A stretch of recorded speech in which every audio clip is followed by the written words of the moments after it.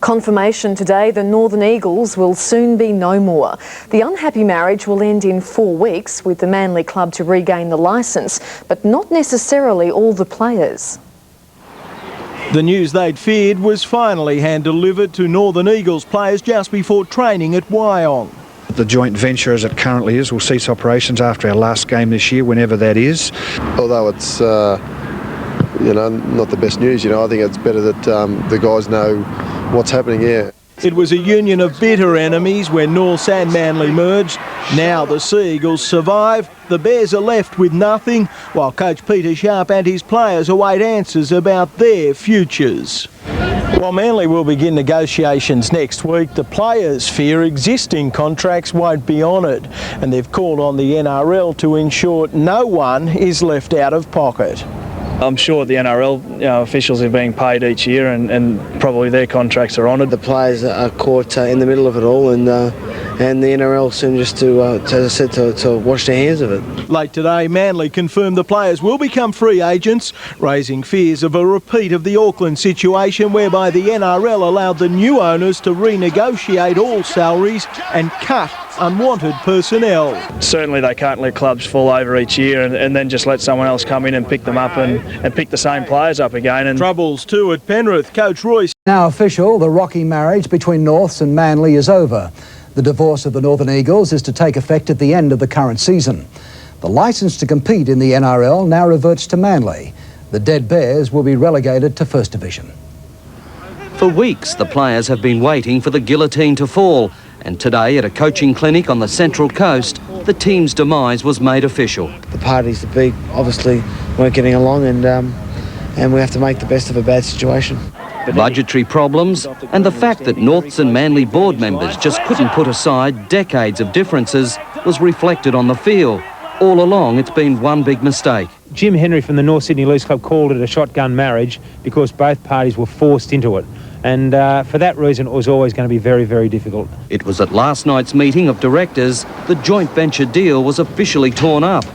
Under the original agreement, the playing licence will revert back to Manly. Norths will have a team, but for this foundation club, only in First Division. It seems terrible if the competition goes there without Norths. I mean, particularly in light of decisions that have been made recently regarding South. Norths will continue to push the NRL for a 16th licence based at Gosford, and Brisbane's Wayne Bennett has been asked about the coaching job. As for the players, they've been told they'll get paid for this year, but they all become free agents after the Northern Eagles finish this season. Obviously the Manly part of it's got to get their plans together for the next few weeks apparently, and we will be contacted as of what our future holds. Clinton Fletcher, National 9 News. Question, and I wouldn't say that, no. Across town, the Northern Eagles had problems of their own. Rugby League's worst-kept secret finally confirmed. I said to the players what I'd said to the staff earlier this morning, and also to the coaching group as well, was that the joint venture as it currently is will cease operations after our last game this year, whenever that is. The players were guaranteed they would be paid in full for their services this year. The future remained clouded. It makes it a lot tougher to concentrate on your footy when you're not knowing when your next paycheck's going to come, or if it will come, or what's going to happen next year. But I think just the uncertainty of not knowing what job you have next year is probably the thing that plays on most of the players' minds. All we can do is hope someone can come up with the money and look after a lot of the guys, because like I said, a lot of the people that during the year obviously financially sit down with a planner and organise to look after their life and through your short career in football and try and set yourself up, so hopefully they can resolve something. Officially, the NRL licence reverts back to Manly. However, for the club to retain its licence, it must gain approval of a firm business plan and otherwise demonstrate its ability to comply with the existing club agreement. The NRL has also reminded the club of its assurance that the Northern Eagles name will be retained for the team and that games will be divided equally between North Power and Brookvale for the full term of the licence that ends in 2005. But even if the club meets those guidelines, there are several issues that remain a problem. You can't go anywhere because they've got existing contracts, and then at the same time, their future's not looking like it's that stable. So really, it's tough times for the players again, I think. I know that we're losing players every day to different clubs, and I think the longer it drags on, in the boardroom, then the less chance they have of keeping the existing players. On players and how that affects games coming up towards the semi-finals. Of course, the Northern Eagles joint venture is no more, and now the onus is on Manly to prove they can come up with a business plan to ensure they are the 15th team in next year's competition. But if they intend on playing games at North Power Stadium next year, then they'll have to do some public relations work on the Central Coast, which is very much Bears territory, it would seem, after we went looking for both North Sydney and Manly fans on Saturday night.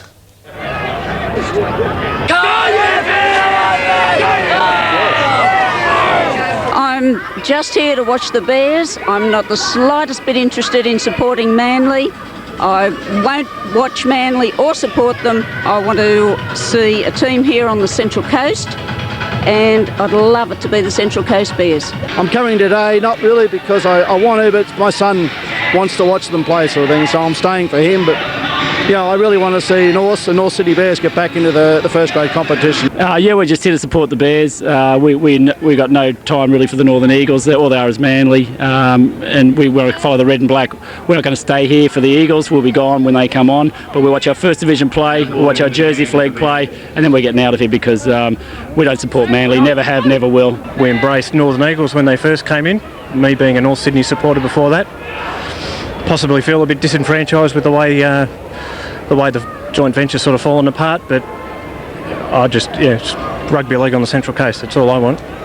In this game I support Manly over North Sydney, but I sleep up on the Central Coast and work in Manly Ringers, so I'm very happy about the merger, but I just wish they'd tidy it up a bit so that we can have football here on the Central Coast. Born and bred in North Sydney, I'm here to support North in First Division tonight, and I'm here to support Melbourne in the first grade, as a merger was never going to work, and it's not a equal partnership, and it never was, and up the Bears, down Manly.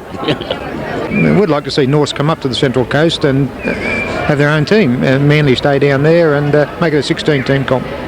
Bit of a disappointment to see that the young bloke and myself have bought the gear and they're going to fold next year. I mean, we don't care the Bears and the Eagles together, but we just want to support a team of Gosford. I follow South, and the only reason I'm here because my daughter's dancing at half-time. Well, that was that fella's interest. Of course, there's now going to be plenty of interest to see how it all works out with Manly and whether they can come up with the cash first of all and how many games they do intend to play at Gosford. Yeah, they certainly come up with the cash, and I think the licence says that they have to play some games up there at North Power Stadium. But the disappointing thing, from my point of view, is the players and the coaching staff not getting paid. I think that they've signed contracts in good faith and they should be honoured, and I think the NRL should be trying to do something about it. There has been some news today, Katrina, about that, of course, with the Players Association saying that they would like to see those contracts honoured for next year, and then the likes of Brett Camorley's $500,000, perhaps whatever part that Manly don't pay of that, he should still get the $500,000. If they say it's worth $300,000, that should not be included in the salary cap. Well, that's certainly what the Players Association has said. The understanding that I have is that from the NRL, any talk of salary cap exemptions, anything like that, is just not going to happen. So it's particularly bad news for the players. Yeah, no doubt about it. Another club bites the dust, and of course the players once again are thrown to the Wolves. Yeah, they certainly are, but I must say I watched that game, North versus Manly. It was very, very physical, very intimidating. There was a few blokes playing with a bit of passion and pride out there at the same time, and as you're seeing some of the fans there, they wanted to go back the way it used to be, and I tell you what, if the game that I saw there was very, very physical. It was scary in some parts. Of course, the Dragons went the way of merging their First Division sides. Balmain and West haven't done it, neither did Norths and Manly during the joint venture. Oh, it's got to make it hard. I'm sure our next guest will be able to tell us if he was a part of a situation in a club that was playing First Division and against one another, trying to have your 25 players and then you're picking 17 and then you're dispersing all your other players back to First Division, and they might come up against one another, and then the next week you've got to bring them back and get them in the same boat so to speak, and row together. But yeah, it'd be very, very difficult, I'm sure. Obviously, they've got a bit of feeling there, Manly and North, from past years. But I certainly think that if they were going to be successful, they really had to merge and make it one identity. Well, before we get to our next guest, let's take a look at the table after 22 rounds, and the Eels and the Bulldogs are placed 1 and 2 heading into Friday night's blockbuster game at the Showground. What a game it should be. It should be a sellout. Newcastle are there on 29 points now after their loss to the Sharks, who have moved up into 4th place now into 28, 7 games on the trot for the Sharks.